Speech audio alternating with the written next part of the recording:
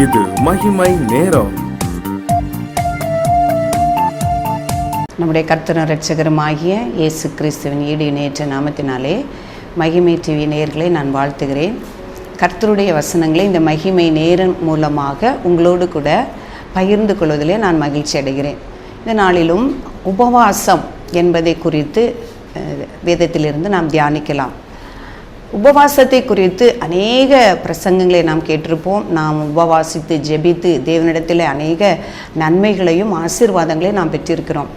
ஆனாலும் வேதத்தில் உபவாசத்தை குறித்து பழைய ஏற்பாட்டிலும் தீர்க்கதரிசிகள் மூலமாகவும் எவ்வாறு உபவாசிக்க வேண்டும், நாம் உபவாசிக்கும் பொழுது நாம் எப்படி நம்மை தாழ்த்த வேண்டும், நம்முடைய குணநலங்கள் எப்படி இருக்க வேண்டும், எது தேவனுக்கு உகந்த உபவாசம் என்று வேதத்தில் கொடுக்கப்பட்டிருக்கிறதை குறித்து நாம் தியானிக்க இருக்கிறோம்.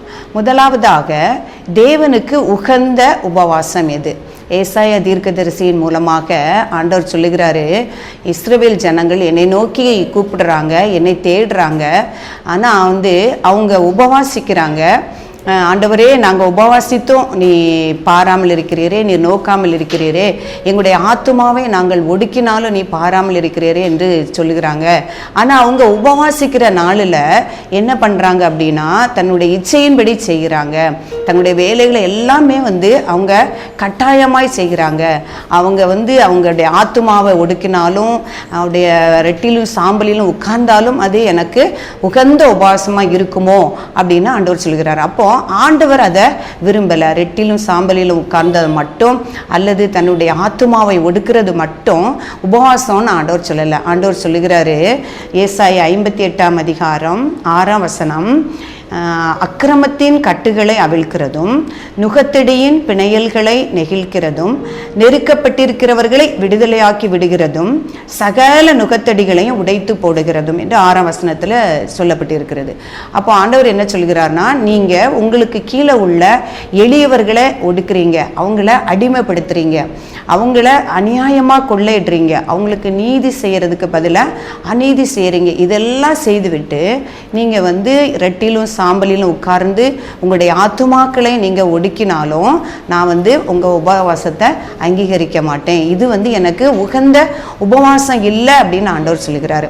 அக்கிரமத்தின் கட்டுகளை அவிழ்க்கிறதும் நுகத்தடியின் பிணையல்களை நெகிழ்கிறதும் நெருக்கப்பட்டவர்களை விடுதலையாக்கி விடுகிறதும். அப்போ அந்த நாட்களில் அந்த இஸ்ரவேல் ஜனங்களை கொஞ்சம் பெரியவர்கள் அவங்கள அடிமைப்படுத்தி வைத்திருந்தாங்க, அவங்கள நெருக்கினாங்க, அவங்க நொறுக்கப்பட்டாங்க. அதனால தான் ஆண்டவர் சொல்லுகிறாரு, இதெல்லாம் நீங்கள் பண்ணிட்டு நீங்கள் எங்கள் ஆத்துமாக்களை நாங்கள் ஒடுக்குறோம் அப்படின்னு சொன்னால் அது எனக்கு உகந்த உபவாசமாக இராது அப்படி சொல்லுகிறாரு. எரேமியா தீர்க்கதரிசியின் மூலமாகவும் ஆண்டவர் சொல்லுகிறாரு. பழைய ஏற்பாட்டில் உபாகமத்திலையும் சொல்லப்பட்டிருக்கிறது, அடிமையானவனை 6 வருஷம் அவனை அடிமையாக வச்சுட்டு 7ஆவது வருஷம் அவனை விடுதலையாக்கி சுவாதீனராக ஆக்கி விடணும்னு சொல்லிட்டு.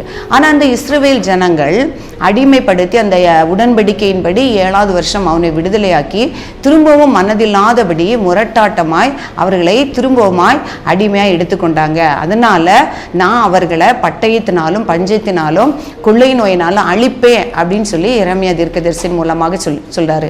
பல முறை நான் எச்சரித்தோம், அவங்க இதெல்லாம் செஞ்சுக்கிட்டு அவங்க எங்களுடைய ஆத்துமாவை நாங்கள் ஒடுக்குறோம், நாங்கள் ரெட்டிலும் சாம்பலிலும் உட்கார்றோம், எங்கள் உபவாசத்தை ஆண்டவர் நோக்காமல் இருக்கிறது என்ன என்று சொல்லுகிறாங்க. ஆனால் இதெல்லாம் தான் எனக்கு உகந்த உபவாசமாக இருக்கிறது என்று சொல்லுகிறாரு. அந்த இஸ்ரவேல் ஜனங்களுக்கு அதை சமாரியாவுக்கும் ஆமோஸ் மூலமாக ஆண்டவர் சொல்றாரு, சமாரியாவின் மலைகளில் உள்ள பாசானின் மாடுகளே, நீங்கள் இந்த வார்த்தையை கேளுங்கள், தரித்திரரை ஒடுக்கி எளியவர்களை நொறுக்கி அவர்களுடைய எஜமான்களை நோக்கி நாங்கள் குடிக்கும்படி கொண்டு வாருங்கள் என்று நீங்கள் சொல்லுகிறீங்க. ஏன்னா தரித்திரரை ஒடுக்கி எளியவர்களை நொறுக்கிறீங்க.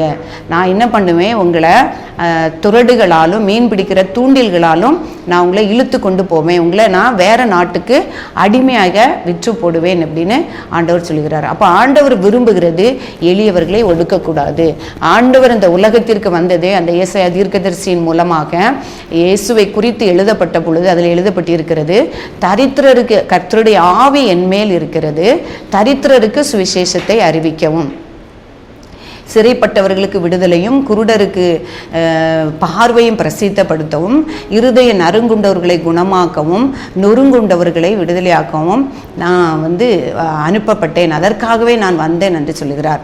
பிரியமானவர்களே, கர்த்தர் அந்த இஸ்ரவேல் ஜனங்களிடத்தில் அருவருக்கிற அல்லது விரும்பாத ஒரு காரியம் சிறுமைப்பட்டவர்களையும் தரித்திரரையும் அவர்கள் நெருக்குகிறதையும் அவர்களை துன்பப்படுத்துகிறதையும் நினைத்து தான் ஆண்டவர் சொல்கிறார். இதெல்லாம் நீங்கள் பண்ணிட்டு உபவாசம்னு சொல்லி நீங்கள் இருந்தீங்கன்னா நான் அதை பார்க்க மாட்டேன். எரேமியா தீர்க்கதரிசியின் மூலமாக சொல்கிறேன், நான் உங்களை அழிப்பேன், பட்டயத்திற்கும் பஞ்சத்துக்கும் கொள்ளை நோக்கி நான் ஒப்பு கொடுப்பேன் அப்படின்னு சொல்றாரு. எசேயா தீர்க்கதரிசியின் மூலமாக ஆண்டவர் சொல்றாரு, நீ அநியாயமா யாரையும் நீ கொள்ளையிடாம இரு, அநியாயமா யாரையும் கொள்ளையிடாமலும், நீ வட்டிக்கு கொடுக்காமலும், பொலிசை வாங்காமலும், கடன் கொடுத்தவனுக்கு உன்னுடைய அடமானத்தை நீ திருப்பி கொடுத்தா நீ தான் நீதிமானா இருப்பா, நீயே பிழைப்பான், அவனே பிழைப்பான் என்று எழுதப்பட்டிருக்கிறது. எசேக்கியேல் 18ஆம் அதிகாரம் 7 மற்றும் 8 வசனங்களிலே அவ்வாறு எழுதப்பட்டிருக்கிற. ஒருவனே ஒரு காலம் நீங்க கொள்ளையிடாமலாம் இருந்து, கடன் கொடுத்தவனுக்கு உன்னுடைய அடமானத்தை திருப்பி கொடுத்து, அநியாயமாய் வட்டிக்கு வாங்காமலும் பொலிசை வாங்காமலும் இருந்தாலே அவன்தான் நீதிமான், அவன்தான் பிழைப்பான். அதான் கர்த்தருக்கு உகந்த உபவாசம் என்று சொல்லப்படுகிற அந்த வசனத்தில் நான் வாசித்தது போல, அக்கிரமத்தின் கட்டுகளை அவிழ்க்கிறதும், நுகத்தடியின் பிணையல்களை நெகிழ்கிறதும், நெருக்கப்பட்டவர்களை விடுதலையாக்கி விடுகிறதும். அடமானம் என்கிற சொல்லில் வாங்கி அவருடைய நிலங்கள் எல்லாவற்றையும் அபகரித்து வட்டி வாங்கி அவங்களுடைய வருமானம், அவங்களுடைய நிலத்தின் விளைச்சல்கள் எல்லாம் அநியாயமாய் பறித்து கொண்டு கொள்ளையிட்டு இருக்கிறவங்களை விடுதலையாக்கி விடுகிறது தான் உண்மையான உபவாசம் என்று சொல்கிறார். பிரியமானவர்களே, கர்த்தருக்கேற்ற உபவாசம் நாமும் நம்முடைய வாழ்க்கையிலே பிறருக்கு அநியாயம் செய்யாதபடிக்கு, அதிகமான வட்டி வாங்காதபடிக்கு, கர்த்தருக்கு பிரியமானதை நம்ம செஞ்சு நம்ம உபவாசம் இருந்தோன்னா நம்முடைய விண்ணப்பத்தையும் நம்முடைய ஜெபத்தையும் கண்டிப்பாக கர்த்தர் கேட்டு நமக்கு அனுக்கிரகம் செய்வார். அப்படிப்பட்ட கிருபைக்காக நாம் தேவனிடத்திலே கெஞ்சுவோம். பரிசுத்தமும் அன்பும் உள்ள பிதாவே, உம்மை துதிக்கிறோம் அப்பா, ஸ்தோத்திரிக்கிறோம் அப்பா. இந்த உபவாச நாளை குறித்து உம்முடைய வேதத்திலிருந்து தியானிக்க கர்த்தர் கிருபை பாராட்டினீங்கப்பா, அதற்காக உமக்கு நன்றி செலுத்துகிறோம். தேவனுக்கு உகந்த உபவாசம் எது என்பதை நாங்கள் அறிந்து கொள்ளும்படியாய் செய்தீங்கப்பா. அப்போ எளியவர்களை நாங்களும் நொறுக்காதபடி, திக்கற்றவர்களை நொறுக்காதபடிக்கு ஆண்டவரே ஸ்தோத்திரம், ஒவ்வொருவருக்கும் உண்மையாய் நடந்து கொள்ள கிருபையே தேவரீர் எங்களுக்கு தரும்படியாய் நாங்கள் ஜெபிக்கிறோம் அப்பா. நாங்கள் ஏறெடுக்கிற ஜெபம் எங்களுடைய உபவாசங்களும் உமக்கு ஏற்புடையதாக இருக்கும்படியாய் அப்பா நாங்கள் இருதயத்தை மாற்றி ஆண்டவரே நீர் கொடுத்த கட்டளைகளையும் கற்பனைகளும் நியமங்களின்படி நடக்க எங்கள் ஒவ்வொருவருக்கும் கிருபை தரும்படியாய் நாங்கள் ஜெபிக்கிறோம் அப்பா. எங்கள் வார்த்தையை உம்முடைய கரத்தில் ஒப்பு கொடுக்கிறேன், என்னை தாழ்த்தி அர்ப்பணிக்கிறேன். இயேசு கிறிஸ்துவின் இனிதான நாமத்தில் ஜெபிக்கிறோம் ஜீவனுள்ள நல்ல பிதாவே.